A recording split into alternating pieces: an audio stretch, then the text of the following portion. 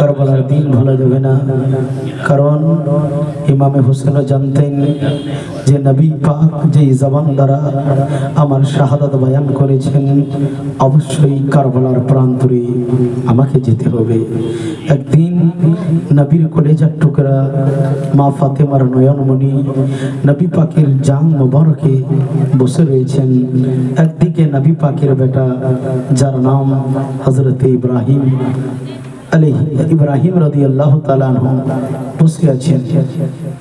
আব্বা, হে বন্ধুরা, একটু খুব খেয়াল করুন, জিবরিল আমিন উপস্থিত আসার পর বলে, আসসালাতু ওয়াসসালামু আলাইকা ইয়া রাসূলুল্লাহ, আসসালাতু ওয়াসসালামু আলাইকা ইয়া হাবিবাল্লাহ। বলে, জিবরাইল তুমি কেন এসেছো? হে আমার যুবক সোনাবানি কেন?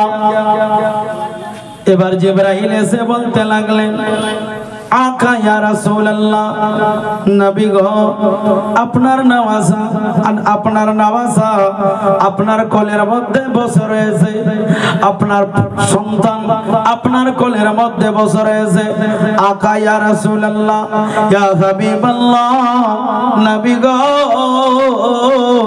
এই দুইজনের মধ্যে একজনকে আল্লাহ নিয়ে নেবে।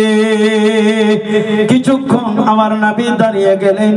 দাঁড়িয়ে যাওয়ার পর জিবরাইলকে বললেন, ও জিবরাইল, আর তুমি দেরি করিও না, একটু দাঁড়িয়ে যাও। এবার কিছুক্ষণ দাঁড়াবার পর আমার নবী পাক সাল্লাল্লাহু আলাইহি ওয়াসাল্লাম বললেন, ও জিবরাইল, যা আমি নিজের সন্তানকে আল্লাহর রাস্তায় দিয়ে দিলাম। এবার জিবরাইল আল্লাহর নবীর দরবার থেকে আল্লাহ পাকের দরবারে গেলেন। যাবার পর বলতে লাগলেন, ও আল্লাহ, ও মেহেরবান মাবুদ, আপনার নবী তো নিজ সন্তানকে দিয়েছে, নিজের নওয়াজাকে বাঁচিয়ে নিয়েছে। আল্লাহ পাক বললেন, ঠিক আছে, এবার 6 মাস কাটতে দেরি, নবীর বেটা, নবীর কলেজার টুকরা যার নাম হযরত ইব্রাহিম, 6 মাস কাটতে না কাটতেই নবীর নিজের বেটা দুনিয়া ছেড়ে পরকাল গমন করলেন। ইমামে হোসেন কারবালার প্রান্তরে যখন গেছেন, বন্ধুরে আমার, হযরত ইমামে হোসেন পাক রাদিয়াল্লাহু তাআলা আনহু বলে, যখন কারবালার প্রান্তরে গেছেন, চতুর্দিক দিয়ে দুশমনেরা হামলাওয়ার হয়ে গেছে। চতুর্দিক দিয়ে দুশমনেরা ইমামে হোসেনের সাথে মোকাবেলা করবে, যুদ্ধ করবে। ইমামে হোসেন আলাইহিস সালাম বলতে লাগলেন, ও না, আকা ইয়া রাসূলুল্লাহ, নবী গো, কেমন করে আমি কারবালা ছেড়ে যাই? নবীজি, আপনি আমার মাবুকে দিয়ে আমাকে বাঁচিয়েছিলেন। আকা ইয়া রাসূলুল্লাহ, আজকে খানদানকে কাটিয়ে দিব, আপনার শরীয়ত বাঁচিয়ে নেব। সুবহানাল্লাহ, সুবহানাল্লাহ, একটু জোরে বলেন সুবহানাল্লাহ, সুবহানাল্লাহ। ইমামে হোসেন বলতে লাগলেন, আকা ইয়া রাসূলুল্লাহ, ইয়া হাবিবাল্লাহ, নবী গো, খানদান কাটিয়ে দিব, শরীয়তকে বাঁচিয়ে নেব, খানদান লুটিয়ে দেব, কোরআনকে বাঁচিয়ে নেব। বন্ধুরে, কুরবান হয়ে যান ভাই হোসেনের মহব্বতের উপরে। যে হোসেন না খেয়ে না দে পানি না পান করে কারবালার প্রান্তরে নিজের প্রাণের আহুতি দিয়েছিলেন, আজকে হোসেনের নামে আমরা মিছিল বার করি, আজকে হোসেনের নামে আজকে আমরা জুলুস করি।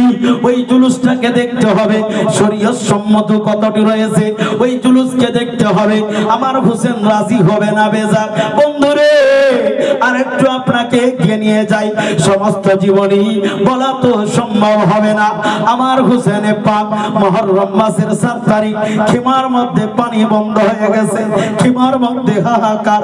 মাসুম আলী আসগরের জিহ্বাটা যেন পার হতে লাগলো, অনমহব্বত যেন পানির জন্য আল আতাশ বলতে লাগলো।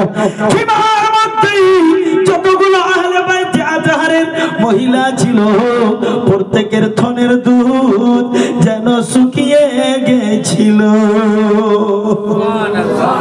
এবার আমার ইমামে হোসেন কারবালার, এবার ইমামে হোসেন তলোয়ারের নাকিতে নিজের পেছানি লাগিয়ে যেন মাথাটা আগেরে কি যেন ভাবতে আছেন। এবার মওলা আলী আকবর চলে আসলেন, আসার পর বলতে লাগলেন, ও আব্বা আপনি কেন এত চিন্তিত হয়েছেন? আব্বা আমাকে যাবার অনুমতি দেই, আমি কারবালার প্রান্তরে যাব। ইমামে হোসেন কলিজার টুকরা রয়েছে, কেমন করে নিজের 18 বছরের বেটাকে কারবালার প্রান্তরে পাঠাবে? ও আমার যুবক বন্ধুরে, এবার আলী আকবর আব্বার কাছে বারবার বলে, আব্বা আপনি যদি আমাকে না পাঠান কেমন করে পানি আসবে গো আব্বা? হযরত আলী আকবর জানতেন আমি যাওয়ার পরে আর ফিরে আসব না, কারণ যেই সকাল যাবে রাতের বেলা একটি উনি জিনিস দেখেছিলেন। রাতের বেলা কারবালার মাঠ থেকে কান্নার শব্দ ছুটতে লাগলো, একজন মহিলা যেন কাঁদতেছিলেন। আলী আকবর বলতে লাগলেন, আব্বা কারবালার প্রান্তকে কান্নার আওয়াজ আসছে গো আব্বা। ইমামে হোসেন বলে, ওটা অন্যজন নয়, ওটা অন্য কেউ নাই, ওটা আমার মা জননী যার নাম ফাতেমা। সুবহানাল্লাহ, জোরে বলেন সুবহানাল্লাহ। বলে আব্বা কেন এসেছি? তো বলেছিলেন ওইখানে শাহাদাতের জায়গাগুলা সে পরিষ্কার করতে আছে। জোরে বলেন সুবহানাল্লাহ সুবহানাল্লাহ। এবার ইমামে হোসেন নিজের সন্তান আলী আকবরকে অনুমতি দিলেন। অনুমতি দেওয়ার পর এমন করে চলতে লাগলেন, মাথার মধ্যে পাগড়ি বেঁধে। এবার জওয়ান যুবক যেন ঘোড়ার উপর সওয়ার হয়ে গেছে, চলতে আছে কারবালার প্রান্তরে, কারবালার ময়দানে বেঈমানদের সাথে যুদ্ধ শুরু হয়ে গেল। আলী আকবর যুদ্ধ করে যায় অনেকজন বেঈমানকে যেন জাহান্নামের মধ্যে পাঠালেন। ওই আলী আকবর জওয়ান যুবক তার তরবার আকাশের সঙ্গে কথা বলে বেঈমানদেরকে যেন জাহান্নামের দিকে পাঠাতে লাগলো। এবার পাঠাতে বন্ধুরে কোন বেঈমান যেন পিছন দিক থেকে এমন তীর মেরেছে, আলী আকবরের বুকটা ছিদ্র করে যেন তার কলেজায় লেগেছে। হযরত আলী আকবর ঘোড়ার উপর চড়ে থাকতে পারে না, অশ্রুর মতো যেন রক্ত ঝরে যায়। হযরত আলী আকবর যেন ঘোড়ার লাগামটা ধরে ঘোড়ার উপরে শুয়ে গেছে। বন্ধুরে আপনি নিজের তাসাউর, আপনি নিজের চিন্তাধারা এখন কারবালার দিকে করেন। আপনি বুঝুন যে আমি কারবালাকে দেখতে আসি, তারপরে আপনি বুঝতে পারবেন হযরত আলী আকবর ঘোড়ার উপর সওয়ার হয়ে গেছে। ঘোড়াটা আস্তে আস্তে করে যেন দৌড়াই, আলী আকবরের রক্তাক্ত হয়ে গেছে।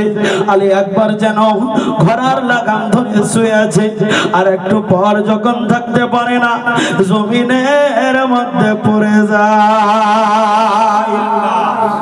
এবার আলী আকবরের যেমনি ভাবে কারবালার মাঠে পড়ে গেছে, দৌড়াতে ইমামে আলী মাকামকে যেন ডাক দিতে আসলো। আমার হোসেন যেমনি শুনেছে আলী আকবর জমিনের মধ্যে পড়ে গেছে, যেন ইমামে আলী মাকাম আলী আকবরকে নেওয়ার জন্য আসলেন।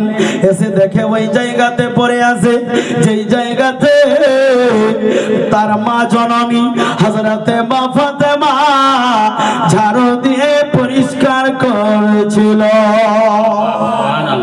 এবার উঠিয়ে বুকের মধ্যে লাগালে, এবার তীরটা যেন টানবি। এবার আলী আকবরকে বলতে লাগলে, আলী আকবর বলতে লাগলেন, আব্বা আমি যেন জঙ্গের ময়দানে এসেছিলাম, আব্বা গো যত দূর অবধি হলো আমি বেঈমানদেরকে যেন জাহান্নামের দিকে পাঠিয়ে দিলাম। আব্বা আর পৃথিবীর পানি নসিবে জুটলো না আব্বা, দুনিয়ার পানি আর পান করতে পারলাম না। আব্বা গো আপনার নানা জান দয়াল নবী মুস্তাফা জান্নাতের বুকে অপেক্ষায় রয়েছে, আব্বাকে যেন আলবিদা বলতে লাগলো। আমার হোসেন পাক বলতে লাগলেন, ও বেটা আলী আকবর, একটু তীরটা পার করতে দাও রে বাবা। এবার তীরটা ধরেছে ইমামে হোসেন, বলতে লাগলেন, বাবা রে, তোমার যখন তীর বার করবো মুখ থেকে যেন তুমি আহ ইস করিও না। বলে, আব্বা না না করবো না। হাত ধরে নিয়েছে নিজের বেটার বুক থেকে ইমামে আলী মাকাম তীর বার করবে। যখন নিজের বেটার বুক থেকে উনি তীর টানছিলেন, তার মনে কি জানে, আর জানে আল্লাহ। জোরে বলেন সুবহানাল্লাহ, সুবহানাল্লাহ। আমার আপনার ইমামে হোসেন তীরটা টানার পর আস্তে আস্তে করে তীরটা যখন টানতে লাগলো, তীরটা যখন টেনে বার করেছে, ইমামে আলী আকবরের ওই তীরের সাথে কলেজা বার হয়ে এসেছে। ইমামে আলী আকবরের কলেজা বার হবার পর ইমামে হোসেন 18 বছরের জওয়ান বেটাকে কাঁধের মধ্যে চাপিয়ে নিলেন, আর বলতে লাগলেন, ও বাবা আলী আকবর, একটু তুমি কোরআন পড়ে আমাকে শোনাও। এবার ইমামে আলী আকবর যখন দুনিয়া ছেড়ে যাচ্ছেন, জবানের মধ্যে আল্লাহ পাকের কোরআন জারি করা ছিল। আজি জানে মোহতারাম, ইমামে হোসেন কাঁধের উপরে 18 বছরের জওয়ান বেটাকে নিয়েছে, আর বলছে, বেটা একটু কোরআন পড়ে শোনাও। ইমামে আলী আকবর আউযু বিল্লাহ বিসমিল্লাহ পড়ে সূরা রহমান তেলাওয়াত করতে লাগলেন। করতে করতে কাঁধের উপর করে নিয়ে যায়, খেমার দিকে যাবে। অর্ধেক রাস্তা গিয়েছে, ইমামে আলী আকবরের জবানটা যেন হিচকি মারতে লাগলো। ইমামে হোসেন বলে, বেটা আর একটু পড়ো। পড়তে পারে না, তবুও বলে, বিসমিল্লাহির রহমানির রহিম, আর রহমান আল্লামাল কুরআন খলাকাল ইনসান আল্লামাহুল বায়ান। এই বলে কোরআন শোনাতে আছেন। চলতে চলতে খেমার নিকটবর্তী গিয়েছে। ইমামে আলী আকবর আর দুনিয়াতে নাই। কোরআন পড়া আওয়াজ যেন চিরস্থায়ীর মতো বন্ধ হয়ে গেল। বলেন, ইন্না লিল্লাহি ওয়া ইন্না ইলাইহি রাজিউন। তখন আপনারা বিচার করুন, ইমামে হোসেনের বুকের মধ্যে কি অন্তর জ্বলেছিল। যখন নিজের বেটাকে নামালো, নামাবার পর দেখছে আর নাই, নিজের হাত দিয়ে চোখ দুটো বন্ধ করে আল্লাহর দরবারে বলতে লাগলেন, ওগো আল্লাহ, আলী আকবরের শাহাদাত তোমার দরবারে দিয়েছি আল্লাহ। আমার বেটা আলী আকবরের শাহাদাত তুমি কবুল করে নাও। এমন করতে করতে 7 তারিখ থেকে পানি বন্ধ হয়েছিল 10 তারিখ পর্যন্ত। এবার 9 তারিখ দিন গত রাত্রে ইয়াজিদের পক্ষ থেকে একজন ব্যক্তি আসলো। আসার পর বলে, ইয়া হুসেন, তুমি যদি চাও আমাদের সঙ্গে সুলহ করতে পারো, তুমি যদি চাও আমাদের সাথে মিল মিলাপ করতে পারো। আমার হোসেন পাক বলতে লাগলেন, না না, সকাল হতে দাও, তারপরে তোমার কথার উত্তর দেব। এবার রাত কেটে যাই, সামনে দিক থেকে যেন একজন আহলে বাইতের যেন চাহনেওয়ালা মাননেওয়ালা আসলেন। আসার পর বলতে লাগলেন, আকা হোসেন, আপনি কেন সকাল বেলার সময় নিলেন? এবার হোসেন, আপনি তো চাইলে এখনো উত্তর দিতে পারতেন। আকা হোসেন, আমি তো জানি আপনি কখনো তাদের সঙ্গে সুলহ করবেন না, তাদের সঙ্গে এক হবেন না। সকাল বেলা কেন সময় নিলেন, এখন কেন বলে দিলেন না? আমার আপনার মওলা হোসেন বলেছিলেন, শোনো শোনো, আজকে নবীর দিন কেটে যাচ্ছে, আসরের রাত পড়বে, আমি জানি আমার নানার জবান দ্বারা শুনেছিলাম আমার রক্তের পিপাসা বেঈমানেরা হয়ে গেছে। আমি জানি এই রাত আমি আল্লাহ পাকের দরবারে যেন ইবাদত করে করে কাটাই। আমি চাইলে বলতে পারতাম কিন্তু না, সারা রাত আল্লাহর সঙ্গে ইবাদত করে কাটাবো। যতটুকু সময় পেয়েছি ওই সময়টা আল্লাহর জন্য দেব। এবার মওলা হোসেন সকাল বেলা হলো 10 তারিখ দিন গত রাত্রি, আসো 10 তারিখ দিন গত, যেটাকে আশুরার রাত বলি।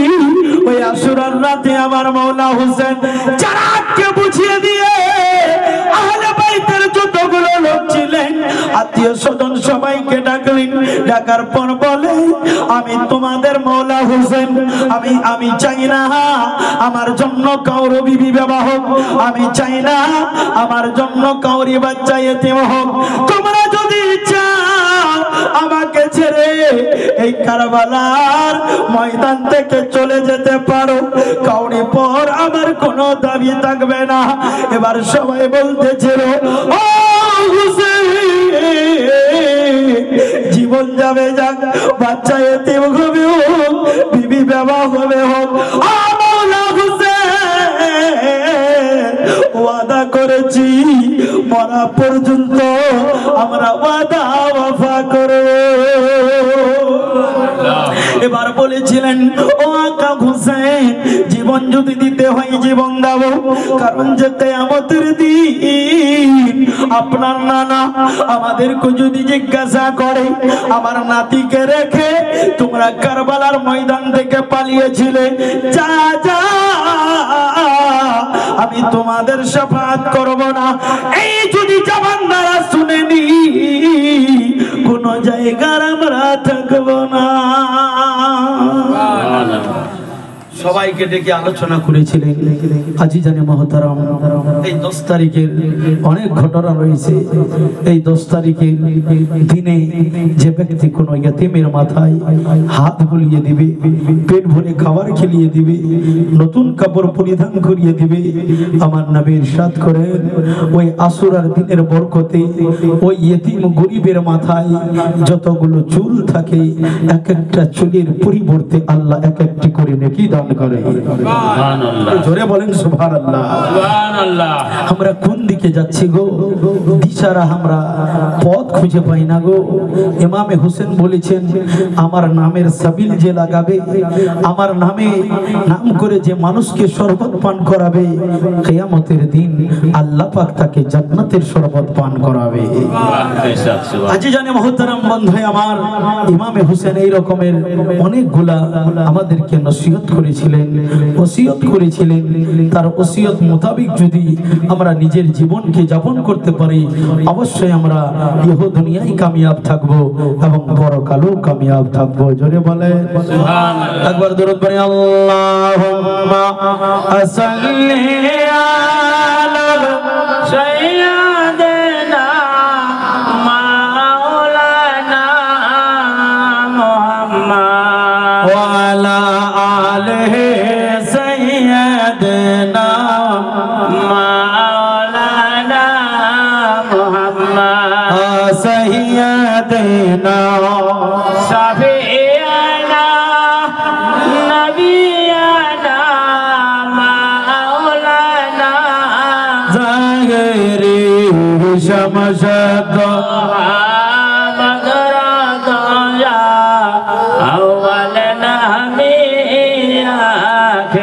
ইমাম হোসেনের হস্ত ধরে কাঁদেন বিবি সাকিনা, ছেড়ে যেও না গোয়া বাহারে কে যেও না।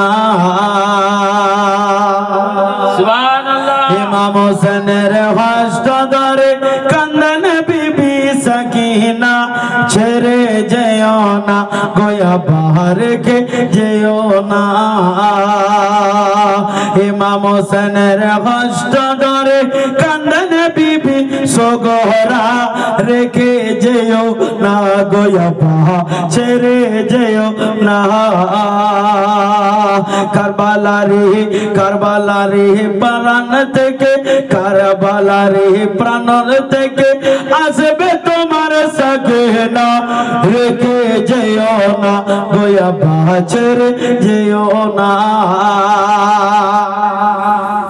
ইমাম হোসেন শহীদ হলেন কারবালার ময়দান হায় হায় কারবালার ময়দান নিজ সন্তানকে রেখে দিলেন কারবালার ময়দান হায় রে কারবালার ময়দান জ্বর অবস্থায় জয়নাল আবেদিন জ্বর অবস্থায় জয়নাল আবেদিন দিলেন তিনি সাহারা রেখে যেও না গো আব্বা ছেড়ে যেও না ইমাম হোসেনের হস্ত দ্বারা কান্দেন বিবি সোগরা রেখে যেও না গো আব্বা চলে যেও না রেখে যেও না গো আব্বা ছুঁয়ে যেও না ইমাম হোসেন যখন যাচ্ছেন বেটি সুগরার শরীরে খুব জ্বর হযরতে সুগরা বলছেন আব্বা শরীরে জ্বর বোধহয় আমি বাঁচব না আব্বা আপনি চলে যাচ্ছেন আমার দেখভাল কে করবে সুগরা বলেছিলেন আব্বা আপনি কখন আসবেন আপনার মেয়ে তো আপনার অপেক্ষায় থাকবে আচ্ছা বলুন বুকে হাত রেখে এই রকমের করুণ দৃশ্য ঘটনা যদি আপনার সাথে হতো আপনি কোথায় কোথায় যাচ্ছেন আর আপনি বুঝতে পারছেন যে আমি আর হয়তো ফিরে আসবো না আর আপনার পায়ের বেরি হয়ে যাচ্ছে আপনার মেয়ে আপনি কি করতেন গো মেয়ের দিকে দেখতেন না সেই দিকে যেতেন সুগরা পায়ে পড়ে গেছে আব্বা আপনার পায়ে ধরি আব্বা আপনি যাবেন না মৌলা হোসেন নিজের মেয়ে সুগরার শরীরে যখন হাত দেয় আগুনের মতো জ্বর চলছে উঠে দাঁড়াতে পারে না মেয়ে তো প্রত্যেকের মেয়ে হয় সন্তান তো প্রত্যেকের সন্তান হয় কিন্তু ইমামে হোসেনের সবুরকে দেখুন ধৈর্যকে দেখুন ইমামে হোসেন সুগরাকে বলছেন বেটি তুমি কি চাও তোমার আব্বা একটি ভালো কাজ থেকে বঞ্চিত থাকে হযরতে সুগরা বলছেন আব্বা আমি তো চাই না কিন্তু আব্বা আপনি আমাকে রেখে যাবেন আমার দেখভালের কেউ নাই মদিনার গুলিগুলা ফাঁকা হয়ে যাবে যখন ভোরবেলা হয় আব্বা আপনার বুকটাতে মাথা দিয়ে ঘুমিয়ে যায় আব্বা যাবেন না হযরতে সুগরা হোসেন পাকের পা ধরে বলছে আব্বা आप যাইবেন না ইমামে হোসেন সুগরাকে জ্বর অবস্থায় রেখে শুইয়ে দিয়ে লব্বেক বলে নবীর জন্য আল্লাহ আল্লাহর রাসূলকে সাক্ষী করে বলছেন আল্লাহ আমার মেয়ে সুগরা অসুস্থ অবস্থায় রয়েছে আল্লাহ তুমি সব দেখতে পাচ্ছ মেয়েকে বিছানার মধ্যে রেখে তোমার হোসেন কারবালার দিকে রওনা দিয়েছে আল্লাহ হোসেনকে তুমি ধৈর্য দান করো জোরে বলেন না সুবহানাল্লাহ সুবহানাল্লাহ সুবহানাল্লাহ এবার আমার আপনার হোসেন যেন নিজের মেয়েকে বিছানার মধ্যে জ্বরের অবস্থায় রেখে রওনা দিলেন এবার চলতে চলতে কারবালার প্রান্তরে চলে গেছে এবার একদিন নয় দুদিন নয় 3 মাস গত হয়ে গেছে এবার সুগরা বিছানার মধ্যে শুয়ে শুয়ে আব্বার আসার রাস্তা যেন তাকাই কারণ যে আব্বা বলেছিল ও বেটি সুগরা আমি বেশি দিন থাকবো না রে মা অবশ্যই তোমার সাথে আমার সাক্ষাৎ হবে ও বেঈমানে তুমি কি এমন জুলুম করেছিলে একজন বেটিকে বাপ থেকে আলাদা করলে।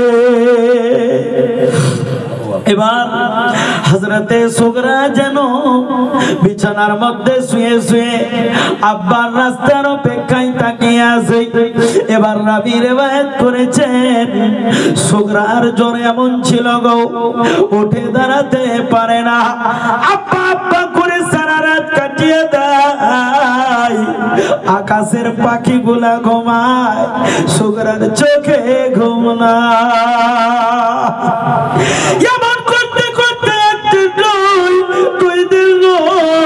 হুসেনের কলেজার টুকরা, হুসেনের নয়নের মণি হযরতে সুগরা মদিনাতে যেন আব্বা আব্বা করে কাঁদে। পশু পাখিরা সুগরার কান্না দেখে চোখের জল ফেলাই আর বলে, আল্লাহ এ কি অন্যায় নাকি আল্লাহ, যার ইসলাম বাঁচাবার জন্য, যার পিতা নিজের জীবনকে দেওয়ার জন্য কারবালার প্রান্তরে গেছে, তার মেয়ে তার অপেক্ষায় কাঁদে। হে যুবক সোনামানি, ওই আমার আব্বা গো, এবার অনুভব করুন আপনার মেয়ে বিছানায় রয়েছে, আপনি বিদেশে গেছেন, আপনি বারবার নিজের মেয়ের দিকে তাকাবেন, মন করবেন আপনি বিদেশে যাবেন।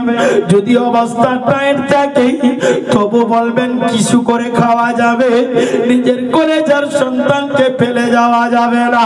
কিন্তু কুরবান হয়ে যান মওলা হুসেনের উপরে, নিজের মেয়েকে শুইয়ে দিয়েছেন নানার দিনের জন্য, কারবালার ময়দানে চলে গেছেন। এবার হযরতে সুগরা নদী কুফার দিকে যেই দল যায়, হযরতে সুগরা দৌড়াতে দৌড়াতে আসি, আর আসার পর বলে, আমার আব্বাকে তোমরা নাকি দেখেছো? ছোট্ট মেয়ের কান্না দেখে কেউ তো হাত ধরে উঠিয়ে দেয়, বলে না না, আমরা কুফা থেকে না, আমরা দামেস্ক শহর থেকে এসেছি। আর একদল যেন ওই রাস্তা দিয়ে আসে, হযরতে সুগরা দৌড়াতে দৌড়াতে যায় আর বলে, তোমরা আমার আব্বাকে দেখেছো নাকি? আমার আব্বা বাড়িতে ফিরছে নাকি? সুগরা এই বলে ধুলাবালিতে লুটাতে বেড়ায়, তার আব্বার তো কোনো খোঁজ খবর নাই। হযরতে সুগরা দরজাটা বন্ধ করি, বুকে পালিশ দিয়ে যেন অঝর নয়নে কান্না করে। হযরতে সুগরা ওই অবস্থায় নিজের আব্বাকে একটি চিঠি লিখেছিলেন, বলে আব্বা আপনি তো আর বোধহয় আসবেন না, 3 মাস গত হয়ে গেছে, কার অপেক্ষায় আর থাকবো গো আব্বা। হযরতে সুগরা চিঠি লিখেছে, একজন দল যেন, একজন কাফেলা যেন ওই কুফার দিকে রওনা হয়। হযরতে সুগরা মনে মনে চিন্তা করে, ওই কাফেলার সঙ্গে রওনা দিয়া দাও। হযরতে সুগরা যেন যেমনি ভাবে রওনা, কুফার দিকে ওই কাফেলা কুফার দিকে রওনা দিয়েছে। ও যুবক বন্ধুরে, ইমামে হুসেনের মেয়ে পিছন পিছন তারা করেছে। এবার তারা করতে করতে কাফেলা অনেক দূর চলে গেছে। হযরতে সুগরা পিছনে রয়েছে, ধুলা বালি গুলা যেন ওড়াই। হযরতে সুগরা যখন চোখ খুলে দেখে গো, আর কাফেলা দেখা যায় না। আমার মনের মধ্যে যেন পাথর বেগে পড়ল। সুগরা যেন কান্না করতে করতে বেহুশ হয়ে পড়ে যায়। চিঠিটা হাতের মধ্যে ধরে রেখেছে, কেউ তো আমার আব্বার কাছে গিয়ে চিঠি পৌঁছাবে। 2 জন লোক উটের ওপর সবার হয়ে আবার ওই রাস্তা দিয়ে যাবে।